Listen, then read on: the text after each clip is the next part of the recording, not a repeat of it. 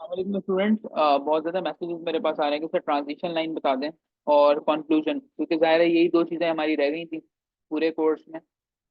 आए ज़रा देखते हैं कि किस तरीके की ट्रांजिशन लाइन होती हैं। सबसे पहले तो आपने देखना है कि आपकी एक बात खत्म हो जाएगी, जैसे यहाँ पर एक पैराग्राफ एंड हो गया। अब हमें मिसाल के तौर पे कॉजेस को इम्पैक्ट से मिलाना है और इम्पैक्ट को रिकमेंडेशन से मिलाना है। ठीक है, तो आप कभी भी डायरेक्ट स्टार्ट नहीं करते, आप यहाँ पे डालते हो एक ऐसा पैराग्राफ जो आपको डायरेक्शन शो करता है। After understanding the meaning of gender equality, क्योंकि ये ऐसे जेंडर इक्वालिटी पे था, it is pertinent here to shed some light on the evidences that prove gender equality is not a myth. ये वाले जो पैराग्राफ होता है, ये सर्व करता है as a direction pole, as a sign pole. ठीक है, आप कहीं पे भी रास्ते पे जाते हो तो वहां पे लिखा हुआ होता है जी सदर बाजार, कैंट, ठीक है, मलिर, ये सारा जो लिखा हुआ तो आपको पता होता है यार अब मुझे यहाँ पे जाना है। फॉर इंस्टेंस आपने ये लिखा ही नहीं किसी जगह पे, आपने इस पैराग्राफ को ही स्किप कर दिया। अगर आपने इस पैराग्राफ को स्किप कर दिया तो एग्जामिनर को नहीं पता चलेगा कब आप कॉजेस पे जा रहे हो, कब इम्पैक्ट पे जा रहे हो। ठीक है, तो ये इतना कोई मुश्किल नहीं होता है, काफी इजी सा पैराग्राफ होता है। आप सिंपली यूं लिख सकते हो, आफ्टर, ठीक है, understanding, after understanding the causes, जो भी आप कैसे का है मामला वो लिखा। It is pertinent here to dive into the possibilities. ठीक है, एक मैं मिसाल दे रहा हूँ आपको। अगर आप दो से तीन ट्रांजिशन लाइंस बना लें और उसको प्रैक्टिस कर लें तो कभी भी गलत नहीं होगा मामला। ठीक है, तो ये ट्रांजिशन लाइंस होती हैं, आगे भी आएंगी आपके पास। मैं आपको दिखाता हूँ जहाँ मैंने कॉलेज से रिकमेंडेशन की तरफ जो है वो जंप किया होगा। अच्छा जी, आगे चलते हैं। यहाँ देखते हैं हम, ये देखें आप। अब यहाँ पे क्या लिखा हुआ है, after analysing all the evidences. ठीक है, after analysing all the evidences provided in the favour of gender equality. अब यहाँ पे देखें क्या बात चल रही है कि हमने जेंडर इक्वालिटी के तमाम एविडेंसेस को देख लिया। Now it is pertinent here to look at the causes which are barriers in achieving gender equality। कि अब यानी कि मैं एक डिफरेंट पॉइंट ऑफ व्यू दे रहा हूँ।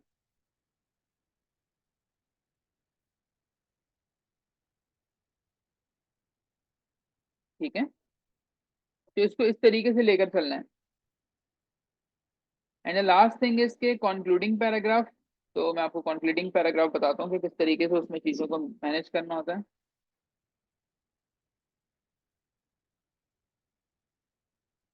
ठीक है, सबसे पहले तो आप कोई ना कोई वर्ड लगाओगे, जैसे इन अ नट शेल, टू सम अप। ये आपको हाईलाइट करता है कि ये आपका क्लोजिंग पैराग्राफ है, बात खत्म हो रही है। It can B argued that gender equality has not been fully achieved. ठीक है, but on other hand the recent surge in the women emancipation along with other genders have shown some light at the end of dark tunnel। अब इस तरह की language आप इस्तेमाल करोगे, इससे होगा क्या कि एक समझ में आता है कि ये जो बंदा है ना, ये पॉजिटिव थॉट वाला बंदा है। ये बंदा पॉजिटिव थॉट वाला बंदा है और ये जो है ब्यूरोक्रेसी के लिए फिट है। हमेशा आप देखोगे किसी भी चीज का जो कंक्लूजन होता है ना, वो हमेशा अच्छे अल्फाज के अंदर इसको लिखा जाता है। तो आप इस तरह की बातें इसमें करोगे। नेक्स्ट पार्ट देखते हैं सर। अब हमने यहाँ पे चैलेंजेस की बात कर ली। बेसिकली जो आपका इंट्रोडक्शन है उसको आपने मोल्ड करना होता है इसमें। ठीक है, ये बातें कोई भी नहीं बताएगा आपको, मुश्किल नहीं बनाया है, इसे को आसान बनाया अपने लिए। The prevalent challenges to gender equality can be curtailed by vibrant and decisive policy making, objective role of media and allocation of budget as per the requirement. The world has remained in conflict in order to transform the world. Gender equality must be ensured. Now मैंने इसमें क्या लिखा, जो मेरा intro था, जो मैंने आप लोगों को प्रीवियस क्लासेस में बताया कि ये मेरा इंट्रो है, और मैंने उस इंट्रो को क्या किया, मोल्ड किया और लिखा कि कोई वर्ड, कोई चीज रिपीट नहीं हो रही लेकिन उसका एसेंस आपको मिल रहा है। कंक्लूजन आपको ये बात बताता है कि जी जैसा कि हमने पूरे ऐसे में डिस्कस किया है, ये मसले हैं, उनकी वजह से ये दो तीन चीजें हैं, ये इश्यूज बन रहे हैं, इनको ऐसे हल कर सकते हैं। ठीक है। अब इसका तरीका होता है कि आप यहाँ पे पोइट्री लगा सकते हैं, कोई कोई कंक्लूजन में आप पोइट्री लगा दें, या आप इस तरह से कर लें। ये देखें मैंने यहाँ पे पोएम लगाई हुई है, सॉरी एक मैंने कोटेशन लगाया मिशेल ओबामा का, पोएम मैंने दूसरे उसमें लगाई हुई है। तो यहाँ पे जी 4-5 लाइन आपकी आ जाएंगी। तो ये अच्छा लगता है कि कोई एंडिंग वगैरह आप कोटेशन से कर रहे हो। इट इज नॉट नेसेसरी, लेकिन अगर आप कर लें तो अच्छा है। अब जैसे मैंने यहाँ से स्टार्ट जो लिया ऐसे को मैंने एक पोएम से किया था, मुझे याद है अच्छी तरीके से। मैं दिखाता हूँ। ये देख, ये जो है, ये हमारे पास क्या है, एक पोएम। ये आई कैन टेस्टिफाई, ये पोएम है जेंडर इक्वालिटी पे, क्योंकि जाहिर है ये ऐसे मैंने प्रिपेयर करके लिखा था तो मुझे पोएम याद थी। आप लोग ये कर सकते हो, 3-4 टॉपिक्स के ऊपर पोएम वगैरह याद कर लो ताकि आप ये पुट कर सको। बट इसमें असल गेम ये है कि जैसे भी इसको स्टार्ट करो लेकिन आपको लिंक करना आना चाहिए ऐसे को। ठीक है। तो ये इस तरीके से आपका कंक्लूजन वाला मामला निमट जाएगा। अच्छा जी, अब हम चलते हैं दूसरे ऐसे की तरफ और उसका कंक्लूजन देखने के, उसके कंक्लूजन में मैंने कौन कौन सी ऐसी चीजें ऐड की हैं और आपको उसमें से क्या लर्न करना चाहिए। अच्छा जी, सबसे पहले ट्रांजिशन लाइन पे चलते हैं।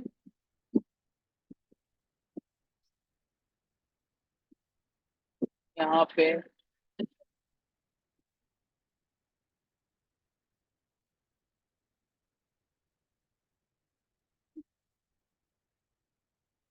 यहाँ पे ये मैंने कुछ लिखा है,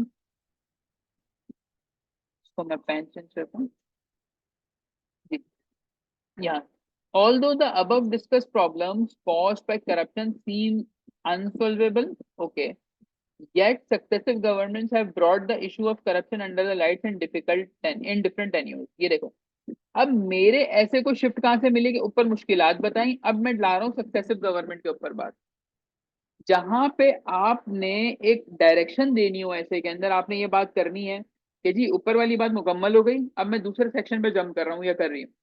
तो वहां पे आप क्या करते हो, ये ट्रांजिशन पैराग्राफ लगाते हो। ट्रांजिशन पैराग्राफ खाली भी लिख सकते हो 2-3 लाइनों को अलग से, या मर्ज भी कर सकते हो, जैसे यहाँ पे मैंने मर्ज किया बस। ठीक है, इट्स अप टू यू कि जितना आपको अच्छा लिखना आएगा ऐसे आपका पास हो जाएगा।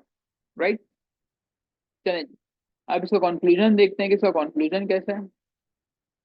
देखें ये भी शुरू हुआ इन नटशेल से, क्योंकि मैंने अपना राइटिंग स्टाइल एक ही रखा हुआ है। मेरे किसी भी ऐसे के अंदर आपको नहीं लगेगा कि यार ये आपने ये डिफरेंट तरीके से लिखे, डिफरेंट, नो। एक ही चीज सीखो, उसी को अप्लाई करो। In a nutshell is your concluding line.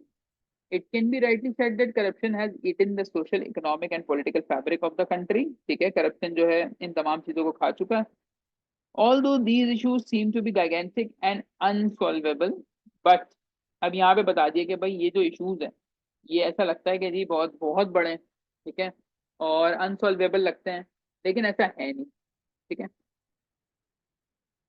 अच्छा जी, अब बाकी इसके बारे में लिखा है द प्लांट ऑफ, अब एंडिंग आप देखें हमेशा, the plant of corruption must be uprooted from the soil of Pakistan. Conclusion में आपकी थोड़ी सी लैंग्वेज बेहतर होनी चाहिए। यानी बेहतर लैंग्वेज से मुराद है कि आपको यहाँ पे पॉजिटिविटी शो करनी है। जैसे जेंडर इक्वालिटी वाले में हमने क्या कहा था, there must be light in the end of every tunnel. ठीक है, हमने ये बात की थी कि टनल जितना भी गहरा हो लेकिन उसके आखिरी सिरे पे लाइट मौजूद होगी, like that is a single ray of happiness, single ray of hope. ठीक है। अब अगर हम यहाँ देखें तो यहाँ पे मैं लिख रहा हूँ the plant of corruption must be uprooted from the soil of Pakistan. तो यहाँ पे एक चीज आ रही है कि यार ये जो बंदा ऐसे लिख रहा है वो चाह रहा है कि जी करप्शन को अप्रूव किया जाए as it is necessary for the country's nourishment. इसको कहते हो आप पॉजिटिव एंडिंग। आपने सुना होगा सीएसपी कहते हैं कि आपने पॉजिटिव एंड करना है, अच्छे नोट पे एंड करना है। तो अच्छा नोट यही होता है कि मसले मसाइल बहुत हैं, लेकिन सर देखें हम कितने ज्यादा यहाँ पे पॉजिटिव हैं। अगर आपके ऐसे में आपकी आउटलाइन ठीक है, इंट्रोडक्शन में कोई ग्रामर मिस्टेक नहीं है, और ऐसे पूरा किया है आपने along with conclusion, there is 90 to 95% chances कि आपका ऐसे क्लियर हो जाएगा। अब ये छोटी छोटी ट्रिक्स हैं। जो बच्चा सेल्फ स्टडी कर रहा है, घर पे पढ़ रहा है, वो पूरा ऐसे लिख रहा है।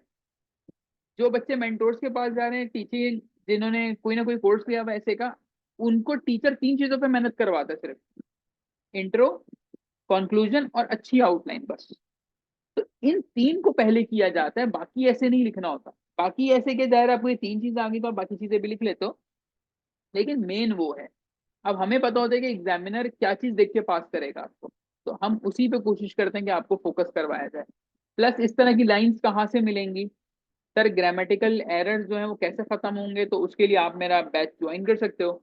1 सितंबर से क्लासेस स्टार्ट हो रही हैं, न्यू बैच होगा बिल्कुल, जिसमें 16 लेक्चर्स होते हैं, इवैल्यूएशन अनलिमिटेड होती हैं, ठीक है। तो जो बच्चे भी इवैल्यूएशन वाला बैच लेना चाहते हैं तो बिल्कुल मुझे मैसेज कर दें।